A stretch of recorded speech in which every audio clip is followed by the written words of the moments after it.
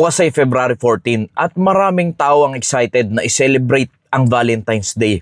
At alam nyo mga kaibigan, mga kapatid, ang mga tao ay excited na excited gawin yan na tila ba yan lang yung time na ipakita yung pagmamahal sa bawat isa. Pero alam nyo ba sa Biblia, hindi lang dapat February 14 ipinapakita ang pagmamahal sa kapwa at sa mahal mo sa buhay at maging sa Diyos, kundi araw-araw ay dapat ginagawa at ipinapakita mo yan.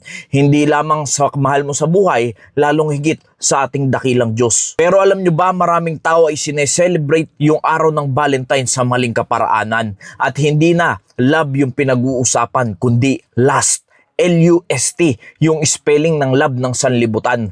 Na tila ba napupuno pa yung mga motel at yung mga hotel na pinipilahan na hindi naman mga mag-asawa. At yan ay gumagawa na ng fornication na hindi naman kasal, ngunit ginagawa yung mga bagay pag mga asawa na hindi naman nararapat sa hindi pa kasal na tao. At yan po ay magiging karumal-dumal sa harapan ng Panginoon. Nakakala ng maraming tao ay okay lang, normal na lang, naging common na lang kasi sa atin na mga Pilipino at sa ibang mga bansa pa na tila ba kahit hindi mag-asawa ay okay lang na magkaroon sila ng pagsisiping, magkaroon sila ng time sa isa't isa na hindi naman dapat gawin na hindi pa mag-asawa. Naging common na lang po yan. Kaya alam nyo po, maraming way para i-celebrate mo yung pagmamahal mo sa kapwa mo. Hindi lamang sa Valentine's Day, hindi lamang sa araw ng February 14. Sa araw-araw ng iyong buhay, dapat ginagawa mo yan kung ikaw ay Kristiyano at mananampalataya ka ng Panginoong Jesucristo.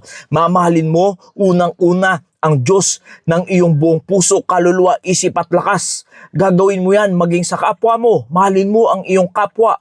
Mahalin mo ang iyong kaaway. Mahalin mo ang lahat ng tao na nakapaligid sa iyo. Dahil yan, yung kalooban ng Diyos. Dahil alam nyo ang pag-ibig, hindi lang naman yan sa pagbibigay ng chocolate, ng bulaklak, o kaya idalin mo sa motel o hotel yung partner mo. Alam nyo ba ang tunay na pag-ibig? Yan ay walang iba kundi ang ginawa ng ating Panginoon, ng ating Diyos. For God so loved the world that He gave His only begotten Son, that whosoever believeth in Him should not perish but have everlasting life. Ang tunay na pagmamahal ay makikita mo na merong yang halong pagsasakripisyo, may halong gawa, may halong tunay na pagmamahal at yun yung tinatawag na agape love.